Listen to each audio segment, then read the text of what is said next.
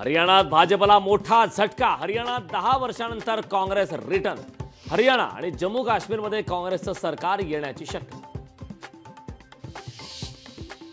माजी केंद्रीय राज्यमंत्री भारती पवार यांची अपघातग्रस्तांना मदत। कळवणहून येताना रस्त्यात भाऊ बहिणींचा झाला होता अपघात। विधानसभेसाठी शरद पवारांचा इच्छुक उमेदवारांच्या मुलाखतीचा धडाका। शरद पवार सलग 3 दिवस घेणार इच्छुक उमेदवारांच्या मुलाखती। पश्चिम महाराष्ट्रात अजित पवारांना आणखी एक धक्का। रामराजे लवकरच शरद पवार यांच्या राष्ट्रवादीत प्रवेश करणार।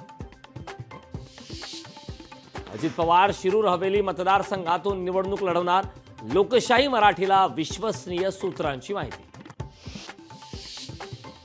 पंतप्रधानांच्या हस्ते मुंबई मेट्रो लाईन 3चं उद्घाटन संपन्न। बांद्रा येथून मेट्रो 3च्या पहिल्या टप्प्यातील मेट्रोला दाखवला हिरवा झेंडा।